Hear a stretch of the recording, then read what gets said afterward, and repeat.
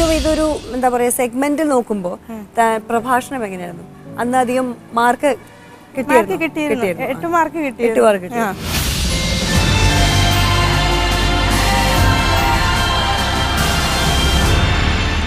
പല എഴുത്തുകാർ ഒന്നുചേർന്ന് എഴുതുമ്പോൾ ഈ സമൂഹത്തിൻ്റെ തന്നെ സൗന്ദര്യ സങ്കല്പം മാറിക്കൊണ്ടിരിക്കുകയാണ്. കാലത്തിനനുസരിച്ച് മാത്രമാണോ ഈ മാറ്റങ്ങൾ സംഭവിക്കുന്നത്? പ്രായത്തിനനുസരിച്ചും ഈ മാറ്റങ്ങൾ സംഭവിച്ചുകൊണ്ടിരിക്കുകയാണ്. പണ്ട് നമ്മൾ ഇഷ്ടപ്പെട്ടിരുന്ന മഞ്ഞയുടെയും ചുമപ്പിൻ്റെയും സ്ഥാനത്ത് ഇന്ന് പർപ്പിളും പിങ്കും സ്ഥാനം പിടിച്ചിരിക്കുന്നു.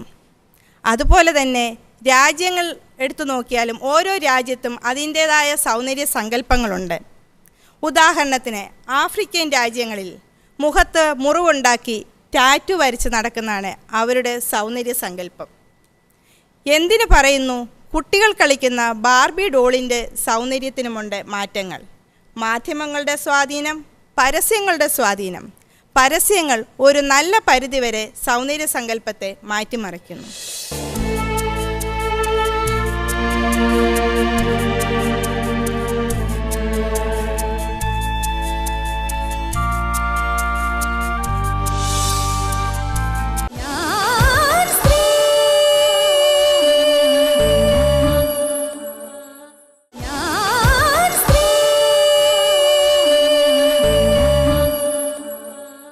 ഇതിൽ കൂടെയൊക്കെ പാസ് ചെയ്യുമ്പോൾ ഓരോ സെഗ്മെന്റും 15 വ്യത്യസ്ത സെഗ്മെന്റ്സ് ആണ്. 13 വ്യത്യസ്ത സെഗ്മെന്റ്സ് ആണ്. പ്രിപ്പറേഷൻ ഇപ്പൊ ശ്രുതി വന്നപ്പോ പറഞ്ഞു എൻ്റെ അടുത്ത്, ഇന്ന് ചെയ്തതല്ല നാളെ ചെയ്യുന്നത് കംപ്ലീറ്റ്ലി ഡിഫറെന്റ് ആയിരിക്കും. അപ്പൊ ഈ മനസ്സ് ട്യൂൺ ചെയ്ത് വെച്ചിരിക്കുന്ന ഒരു വഴി കൂടെ പോകുമ്പോൾ പെട്ടെന്ന് വ്യതിചലിച്ച് വേറൊരു വഴിക്ക് പോകണ്ടേ? അതെങ്ങനെയായിരുന്നു അത് അഡാപ്റ്റ് ചെയ്യാൻ? ഇപ്പൊ നാളെ പറയണ ടീം എന്ന് പറയുന്നത് നാളെ ഇത് ചെയ്യണം ലീന എന്ന് പറയുമ്പോൾ കലാരൂപങ്ങളോ മാതിരിയല്ല, ഇത് പഠിക്കണം. അപ്പൊ അതിന്റെ പ്രിപ്പറേഷൻ, വീട്ടിലെ ടെൻഷൻ ഉണ്ടാവും, കുട്ടികളുടെ പരീക്ഷ വന്നിട്ടുണ്ടാവും, നിങ്ങൾക്ക് ഇവിടെ ട്രാവൽ ചെയ്യണം. എങ്ങനെയായിരുന്നു അതിൻ്റെയൊക്കെ ഒരു അഡാപ്റ്റേഷൻ? അത് ഞാൻ പറഞ്ഞില്ല, ആദ്യം എനിക്ക് പേടിയായിരുന്നു. പക്ഷെ ഇത് എങ്ങനെയെങ്കിലും നീറ്റായിട്ട് നല്ലപോലെ ചെയ്യണം, മനസ്സിൽ തന്നെ അതിനെ രൂപപ്പെടുത്തി. എന്നിട്ട് നല്ലപോലെ ഹോംവർക്ക് ചെയ്തു. നല്ല പ്രഭാഷണത്തിനൊക്കെ നല്ലപോലെ തന്നെ വീട്ടിൽ പ്രാക്ടീസ് ചെയ്തു. അതുകൊണ്ട് എനിക്ക് ചെയ്യാൻ പറ്റി. വന്നപ്പോഴും എനിക്ക് ചെയ്യാൻ പറ്റുമെന്ന് ചെറുതായിട്ട് തോന്നാൻ തുടങ്ങി. അതുപോലെ സ്വപ്നം ജീവിതം, തന്റെ സ്വപ്നവും ജീവിതവും തമ്മിലൊരു കോമ്പിനേഷൻ അതിൽ കണ്ടപ്പോൾ എന്തായിരുന്നു, എങ്ങനെയായിരുന്നു അതിന്റെ ഫീലിംഗ്? നല്ല എന്തായാലും ആവാൻ ആഗ്രഹം 5 സ്റ്റാർ, എൻ്റെ റെസ്റ്റോറൻറ്റിനെ ഒരു 5 സ്റ്റാർ ലെവലിലേക്ക് കൊണ്ടുവരണമെന്ന്.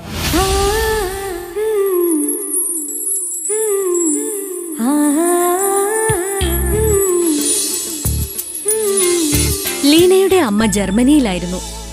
അതുകൊണ്ടാവണം ലീനയുടെ ശൈശവ സ്വപ്നങ്ങളിൽ പിയാനോ സംഗീതം നിറഞ്ഞു തുളുമ്പിയത്. ഒരു പിയാനോ വായനക്കാരിയാവാനാണ് ചെറുപ്പത്തിൽ ഏറെ ആഗ്രഹിച്ചത്.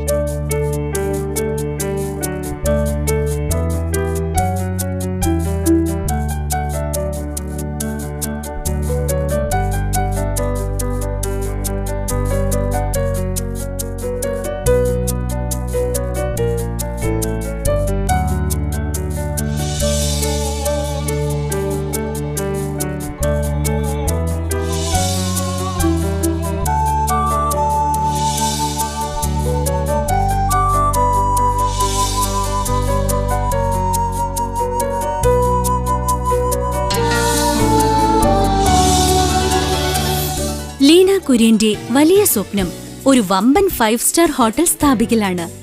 ആ സ്വപ്നത്തിലേക്ക് ലീന പടിപടിയായി മുന്നേറിക്കൊണ്ടിരിക്കുകയാണ്.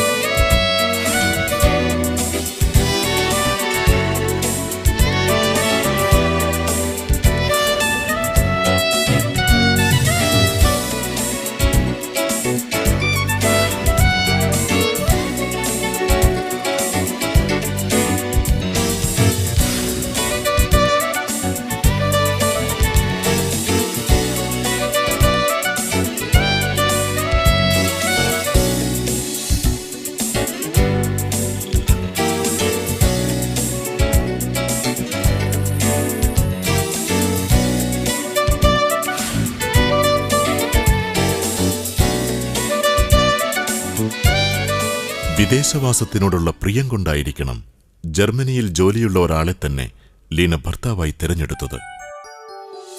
6 കൊല്ലം മാത്രമേ ലീനയ്ക്ക് ജർമ്മനിയിൽ കഴിഞ്ഞുകൂടാൻ പറ്റിയുള്ളൂ. Lina and the family in Berlin, and I was very impressed by her very open, very kind and pleasant way. I wish Lina and her family all the best. Alles Gute. 6 കൊല്ലത്തിനു ശേഷം ലീന ഭർത്താവിനൊപ്പം തിരിച്ചു നാട്ടിലെത്തി. മമ്മ ഞങ്ങൾ ചെയ്യുന്ന എല്ലാത്തിലും ഞങ്ങളെ help ചെയ്യും. മമ്മ ഞങ്ങളുടെ സ്റ്റഡീസിൽ help ചെയ്യും. മമ്മ ഒരു വെരി നല്ല കുക്കാണ്. അതുപോലെ തന്നെ മമ്മ ഒരു വെരി ആക്റ്റീവ് പേഴ്സണാണ്. മമ്മ ഈ ഷോയിൽ വന്നതിന് ഞങ്ങൾക്ക് വളരെ സന്തോഷമുണ്ട്. ലീന ചങ്ങനാശ്ശേരിക്കാരിയാണെങ്കിലും സ്ഥിരതാമസമാക്കിയത് ബാംഗ്ലൂരിലാണ്. ഇപ്പോൾ ബാംഗ്ലൂരിൽ സ്വന്തമായൊരു റെസ്റ്റോറന്റ് നടത്തുന്നുണ്ട്.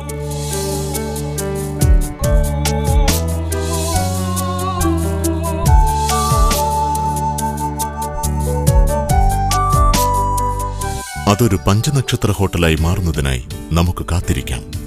ലീന എല്ലാവർക്കും വളരെ ഇഷ്ടപ്പെടുന്നത് ഒന്ന് വന്നിട്ട് ലീനയ്ക്കൊരു ഹൈ എനർജി ലെവലാണ്. എന്ത് കാര്യത്തിനും വളരെ ആക്റ്റീവാണ്. അതുപോലെ തന്നെ വേറൊന്ന് എല്ലാവരുമായിട്ടും വളരെ ഫ്രണ്ട്ലിയാണ്. എല്ലാവർക്കും വളരെ ഒരു അടുത്ത സുഹൃത്തിനെ പോലാണ് ലീന. ലീന ഒരു സോഷ്യൽ ആക്ടിവിസ്റ്റ് കൂടിയാണ്. ഞങ്ങളുടെ ഫ്രണ്ട് സർക്കിളിൽ എപ്പോഴും ചിരിക്കുന്ന ഒരു മുഖമുള്ള ഒരാളാണ് ലീന. എപ്പോഴും ഒരു ഹാപ്പി ഫേസ്. ഞങ്ങൾ ഒത്തിരി സോഷ്യൽ സർവീസ് കാര്യങ്ങൾ ചെയ്യാറുണ്ട്. അതിലെല്ലാം ലീന മുമ്പിൽ വളരെ ആക്റ്റീവായിട്ട് നിൽക്കാറുണ്ട്.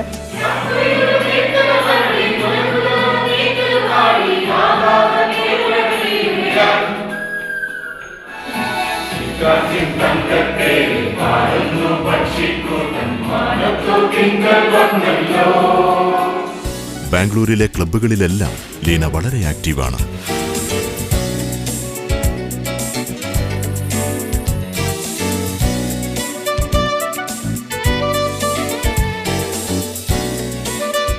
We are proud of her and wish her all the best on this program in Media One.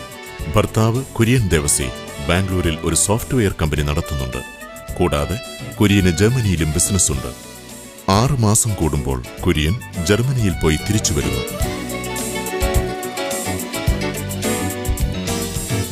ബാംഗ്ലൂരിൽ നിന്നും വരുന്ന ഞാൻ രാജ്യത്തിൻ്റെ പല ഭാഗങ്ങളിൽ നിന്നും വ്യത്യസ്ത കഴിവുകളും പല പല സോഷ്യൽ ആക്ടിവിറ്റീസും ചെയ്യുന്ന 15 സ്ത്രീകളെ കാണുവാനിടയായി.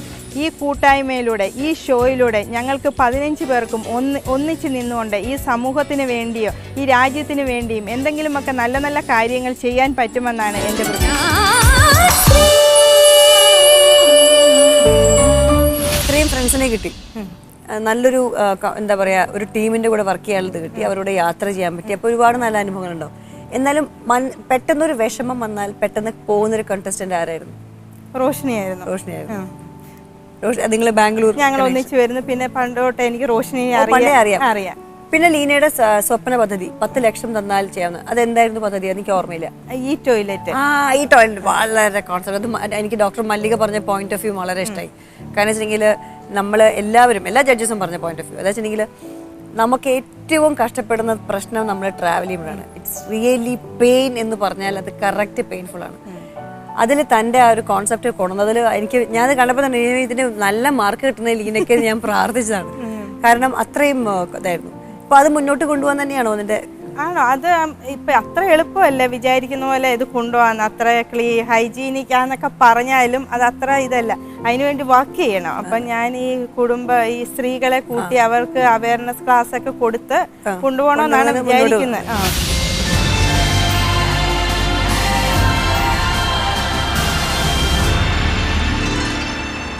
ഇന്നത്തെ നമ്മുടെ കേരളത്തിലെ സ്ത്രീകൾ അഭിമുഖീകരിക്കുന്ന ഒരു വലിയ പ്രശ്നമാണ് ശുചിത്വമുള്ള ടോയ്ലറ്റ് ഇല്ലായ്മ. ഇതിനെക്കുറിച്ച് ചിന്തിച്ചപ്പോഴാണ് ഈ ടോയ്ലറ്റിൻ്റെ ഐഡിയ എൻ്റെ മനസ്സിൽ വന്നത്. ചിലവ് കുറഞ്ഞ രീതിയിൽ നമുക്ക് പൊതുസ്ഥലങ്ങളിൽ നിർമ്മിക്കാൻ പറ്റിയ ഒരു ടോയ്ലറ്റാണ് ഈ ടോയ്ലറ്റ്. ഇതിൻ്റെ പ്രത്യേകത എന്താണെന്ന് വെച്ചാൽ പച്ച ലൈറ്റ് തെളിഞ്ഞ് പൈസ ഇട്ടതിന് ശേഷം മാത്രമേ ഇതിൻ്റെ ഓട്ടോമാറ്റിക് ഡോർ തുറക്കുകയുള്ളൂ. ഓട്ടോമാറ്റിക് ഡോർ തുറന്ന് ഒരാൾ അകത്ത് കയറിയാലുടൻ അവിടുത്തെ ഫാനും ലൈറ്റുകളും പ്രവർത്തനം ആരംഭിക്കും. ഉപയോഗം കഴിഞ്ഞ് ആൾ ഫ്ലഷ് ചെയ്യാതെ ഇറങ്ങി വന്നാൽ അത് ഓട്ടോമാറ്റിക്കായിട്ട് ഫ്ലഷ് ചെയ്യുന്നു. 10 പേർ ഉപയോഗിച്ചതിന് ശേഷം ഇത് ഓട്ടോമാറ്റിക്കായിട്ട് അതിൻ്റെ ഫ്ലോർ കഴുകുകയും ചെയ്യുന്നു. കൂടാതെ ഇതിനുള്ള പ്രത്യേകത, ഇപ്പോൾ നമ്മളുടെ കേരളം വരൾച്ചയുടെ അറ്റത്തെത്തി നിൽക്കുന്ന ഈ സമയത്ത് ഈ വേസ്റ്റായിട്ട് ഫ്ലഷ് ചെയ്തും ടോയ്ലറ്റ് കഴുകിയ വെള്ളം റീസൈക്കിൾ ചെയ്ത് അത് വീണ്ടും ഉപയോഗിക്കാൻ പറ്റും. കൂടാതെ ഇതിനകത്ത് വരുന്ന സാനിറ്ററി നാപ്കിൻ പോലുള്ള സാധനങ്ങൾ കെമിക്കൽ ഉപയോഗിച്ച് ബാക്ടീരിയ കൂടാതെ അതിനെ പൊടിയായി മാറ്റാനും സഹായിക്കുന്നു. നമ്മുടെ നഗരങ്ങൾക്കൊരിക്കലും ഒരു സ്ത്രീ സൗകര്യാന്തരീക്ഷമോ സ്ത്രീ സൗഹൃദ സാഹചര്യമോ ഇല്ല.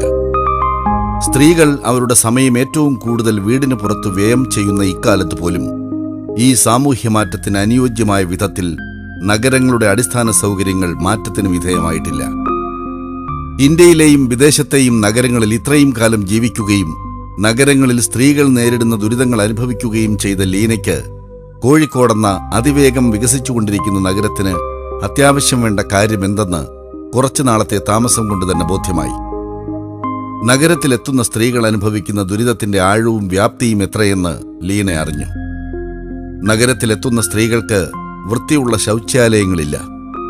കോഴിക്കോട് നഗരത്തിലെ ആയിരക്കണക്കിന് ചെറുതും വലുതുമായ വാണിജ്യ സ്ഥാപനങ്ങളിൽ ജോലി ചെയ്യുന്ന സ്ത്രീകൾക്ക് പോലും ശൗചാലയമില്ലെന്നത് നമ്മുടെ വികസന സങ്കല്പത്തിന്റെ ആഭാസം നിറഞ്ഞ അവസ്ഥയാണ്. സ്ത്രീകൾക്ക് ടോയ്ലറ്റ് സൗകര്യം തീരെ കുറവാണ് ഇവിടെ ബസ് സ്റ്റാൻഡിൽ. പിന്നെ ഏതെങ്കിലും ഹോട്ടലിന് അവിടെ ഇവിടെയൊക്കെ അപ്രോച്ച് ചെയ്യേണ്ട ഇതാണ് വരുന്നത്. അതുകൊണ്ട് ഇവിടെ ടോയ്ലറ്റിന് എന്തെങ്കിലും ഒരു സൗകര്യം ഉണ്ടാക്കി കൊടുക്കണം, പ്രത്യേകിച്ചും പെൺകുട്ടികൾക്കും സ്ത്രീകൾക്കും വയസ്സായവർക്കും ഒക്കെ. മികച്ചതെന്ന് പറയാറുള്ള നമ്മുടെ വിദ്യാലയങ്ങളിൽ പോലും പെൺകുട്ടികൾക്ക് ഈ അവകാശം നിഷേധിക്കപ്പെട്ടിരിക്കുകയാണ്. നിലവിലുള്ള അപൂർവം ശൗചാലയങ്ങൾ പോലും വൃത്തിഹീനവും ഉപയോഗശൂന്യവുമാണ്. രോഗങ്ങളെ വിളിച്ചു വരുത്തുന്നവയുമാണ്. നമ്മുടെ നഗരങ്ങളിൽ പുരുഷന്മാർക്ക് ലഭിക്കുന്ന സൗകര്യത്തിന്റെ 100% പോലും സ്ത്രീകൾക്ക് ലഭ്യമല്ല. ലീനയുടെ 10 ലക്ഷം രൂപയുടെ സ്വപ്ന പദ്ധതി നഗരത്തിലെത്തുന്ന സ്ത്രീകൾക്ക് നഗരത്തിന്റെ വിവിധ ഭാഗങ്ങളിലായി നിരവധി ടോയ്ലറ്റുകൾ സ്ഥാപിക്കുകയെന്നതും അവയെ വൃത്തിയായി സംരക്ഷിക്കാനുള്ള സൗകര്യങ്ങൾ ഒരുക്കുകയെന്നതുമാണ്. ടോയ്ലറ്റുകൾ വൃത്തിയുള്ളവയായിരിക്കണം, എത്തിപ്പറ്റാൻ എളുപ്പമുള്ളതായിരിക്കണം. നഗരത്തിൽ സ്ത്രീകൾ ഏറ്റവും കൂടുതൽ ഇടപെടുന്ന സ്ഥലങ്ങളിലായിരിക്കണം. അവയെ ശുചീകരിക്കാനും സംരക്ഷിക്കാനുമുള്ള സ്ഥിരമായ സംവിധാനമുണ്ടായിരിക്കണം. ഈ ടോയ്ലറ്റ് എന്ന് പറഞ്ഞാൽ സ്വാഭാവികമായിട്ടും വലിയ മുടക്കുമുതലില്ലാതെ നമുക്ക് ഏതൊരു ചെറിയ കേന്ദ്രത്തിനകത്തും സ്ഥാപിക്കാൻ വേണ്ടി സാധിക്കുന്നതാണ്. അതിന് നല്ല നിലയ്ക്ക് ഇത്തരത്തിൽ സുരക്ഷിതത്വം കൊടുത്തുകൊണ്ട് അതിനെ സ്ഥാപിക്കാൻ കഴിഞ്ഞാൽ മാത്രമേ സ്ത്രീകൾക്ക് അത് ഫലപ്രദമായി ഉപയോഗിക്കാൻ വേണ്ടി സാധിക്കുള്ളൂ. അതിന് ഈ കുടുംബശ്രീ പോലുള്ള സംവിധാനങ്ങൾ ഉപയോഗപ്പെടുത്തി അതിനെ സജീവമാക്കിയെടുത്ത് സുരക്ഷിതത്വം ഉറപ്പുവരുത്തിയാൽ മാത്രമേ ഇത് ഫലപ്രദമായി സ്ത്രീകൾക്ക് ഉപയോഗിക്കാൻ കഴിയൂ എന്നുള്ളതാണ് യാഥാർത്ഥ്യം. നഗരത്തിൽ ജോലി ചെയ്യുന്ന സ്ത്രീകൾക്ക് മാത്രമല്ല ഇതുകൊണ്ട് പ്രയോജനം. ദിവസവും നഗരത്തിൽ മറ്റനവധി ആവശ്യങ്ങൾക്ക് എത്തുന്ന സ്ത്രീകൾക്ക് കൂടി ഏറ്റവും പ്രയോജനകരമാണിത്. നമ്മുടെ സ്ത്രീ രാഷ്ട്രീയ പ്രസ്ഥാനങ്ങൾക്ക് നിർവഹിക്കാൻ കഴിയാത്ത ഒരു കർമ്മത്തിനാണ് ലീന ഇറങ്ങി പുറപ്പെട്ടിരിക്കുന്നത്. ഇപ്പൊ നമ്മൾ ഫൈനാൻസിലേക്കുള്ളൊരു യാത്രയാണല്ലോ. ഫൈനാൻസിലേക്കുള്ള യാത്രയിൽ താങ്കൾക്കിപ്പോൾ ഒരു നല്ല കാര്യം ഈ ഷോയിൽ എന്താ വെച്ചെങ്കിൽ ഭൂരിഭാഗം ആൾക്കാർക്ക് മാർക്ക് പ്രശ്നമല്ല. മാർക്കില്ലെങ്കിലും നമുക്ക് ഇവിടെ വരണം, ഈ പ്രോഗ്രാമിൽ പങ്കെടുക്കണം എന്നുള്ള ഇതിൽ എനിക്കാണ് ടെൻഷൻ. അയ്യോ ഇവർക്ക് മാർക്ക് കിട്ടിയില്ലെങ്കിലോ എന്നുള്ള ടെൻഷൻ ഞാൻ ഇവിടെ നിൽക്കുമ്പോൾ എനിക്ക് അനുഭവിക്കാറുണ്ട്. പക്ഷേ നിങ്ങൾക്ക് ആ പ്രശ്നമില്ല. കാരണം ജെനിയൊന്നും നെവർ ബോതർ അബൌട്ട് മാർക്ക്. വാണിക്ക് പ്രശ്നമല്ല, റോഷനിക്ക് പ്രശ്നമല്ല, തനിക്ക് ആർക്കും അല്ല. അപ്പോൾ ഇപ്പോൾ ഫൈനലിൽ എത്തുമ്പോൾ what you see in that final? Is it ഒരു എൻഡിങ് ആണോ അതോ ഇതിൻ്റെ ഒരു what is that see in that final എന്ന് വരുമ്പോൾ എല്ലാവരും ഇങ്ങനെ നിൽക്കുകയാണ്, ഫൈനൽ വരാൻ പോകണം എന്ന് പറഞ്ഞ് എന്താണ് ലീനയ്ക്ക് ഫൈനലിനോട് പറയുമ്പോൾ പറയാനുള്ളത്? കൂടുതലായിട്ട് ഞങ്ങളുടെ ഈ ഗ്രൂപ്പ് മിസ്സാകുന്ന ഒരു സങ്കടമുണ്ട്. വളരെ രസമായി എത്ര ഇത് അതൊരു ഇതാണ്. പിന്നെ ഫൈനല് അങ്ങനെയൊന്നും പ്രശ്നമില്ല, വരുന്നോടത്ത് വെച്ച് കാണാം തന്റെ ഇടം. അതെ, നമ്മുടെ ക്ലബിൽ നാടകം അഭിനയിച്ചതിന്റെ വളരെ ലാഘവത്തോടു കൂടി ഫൈനല് മുന്നോട്ട് പോകണം. അപ്പോൾ ലീനെ കണ്ടതിലും അത് ഞാൻ പറഞ്ഞു റോഷനിയോട്, ബാംഗ്ലൂരിൽ എനിക്ക് വിളിക്കാൻ പറ്റില്ല, പക്ഷെ എന്നാലും വീണ്ടും ഈ ബന്ധം മുന്നോട്ട് പോട്ടെ, നിങ്ങളുടെ 15 പേരെയും കൂടെ ഞാൻ പണ്ടേ ഒരു ആങ്കർ ചോദിച്ച് പറഞ്ഞിട്ട് 16ാമത്തെ നറുക്കിൽ എന്നെ കൂട്ടണമെന്ന് ഞാൻ പറഞ്ഞിട്ടുണ്ടായിരുന്നു. അപ്പോൾ എന്തായാലും ഈ ഒരു ജേർണിയിൽ കൂടെ ലീനയെ സ്വന്തം കണ്ടെത്തി എന്നുള്ളത് വളരെ നല്ലൊരു കാര്യമാണ്. And you can do things. You used to do things, you can do more things, better things. അങ്ങനെ ഒരു കാര്യത്തിലേക്കുള്ള എത്തിലേക്ക് വളരെ നന്നാണ്. അപ്പോൾ ഓൾ ദി ബെസ്റ്റ് ലീന. അപ്പോൾ ഞാൻ സ്ത്രീയിൽ ലീന ഫൈനലിലേക്ക് എത്തി നിൽക്കുകയാണ്. എല്ലാവരും 15 കുട്ടികൾ 14 കണ്ടസ്റ്റൻസും ഫൈനലിലേക്ക് എത്തും. അപ്പോൾ ഈ സമയത്ത് ഈ എപ്പിസോഡ് അവസാനിക്കുകയാണ്. മലബാർ ഗോൾഡൻ ഡയമണ്ട്സ് ഞാൻ സ്ത്രീ പവേർഡ് ബൈ എപ്പിസോഡ് അവസാനിക്കുന്നു. പുതിയ വിശേഷങ്ങളുമായി വരുന്നവരെ കാത്തിരിക്കുക.